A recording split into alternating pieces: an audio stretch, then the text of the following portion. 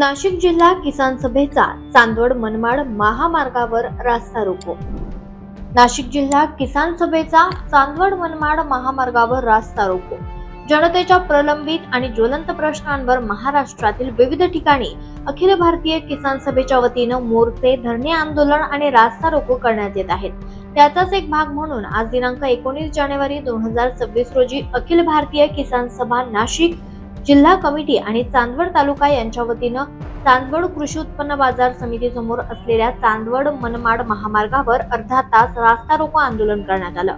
आमच्या प्रलंबित असलेल्या विविध मागण्या पूर्ण होत नाहीत तोपर्यंत आम्ही येथून उठणार नाही, असे अखिल भारतीय किसान सभा नाशिक जिल्हा उपाध्यक्ष हनुमंत गुंजाळ यांनी सांगितलं।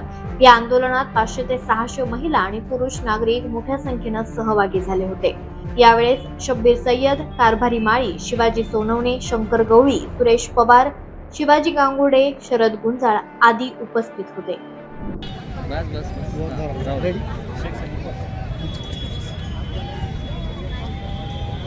आज 17 तारखेपासून माजी आमदार जीवा पांडू गावित यांच्या आदेशानुसार प्रलंबित असलेले वनजमिनीचे दावे आणि शेतकऱ्यांच्या शेतीमालाला भाव मिळावा व त्या शेतीला पाणी मिळावा याच्यासाठी गावित साहेबांच्या नेतृत्वाखाली आज संपूर्ण महाराष्ट्रामध्ये हे आंदोलन चालू केलेलं आहे। म्हणून त्याचा भाग म्हणून चांदवड तालुका किसान सभेच्या वतीने काल 18 जानेवारीला आम्ही पण सुरुवात केलेली आहे। आणि म्हणून आमचे जोपर्यंत प्रश्न त्याच्यामध्ये वनजमिनीचा प्रश्न प्रामुख्याने आहे, दुसरा शेतकऱ्यांच्या शेतीमालाला भाव आणि शेतकऱ्याला कर्जमाफी जोपर्यंत मिळत नाही, कांद्याला हमी भाव मिळत नाही तोपर्यंत हे आंदोलन चालूच राहणार आहे। आणि आमचा आंदोलनाचा जर प्रश्न मार्गी लागला नाही तर आम्ही इथून पायी लॉंग मार्च काढून जिल्हाधिकारी कार्यालय आम्ही जाणार नाही, तर त्याची शासनाने नोंद घ्यावी। म्हणून आम्ही या सगळ्या गोष्टी शासनाने याची नोंद घ्यावी एवढंच आम्ही सांगतो। जर शासनाने याची नोंद घेतली नाही हे संपूर्ण आंदोलन तीव्र होईल।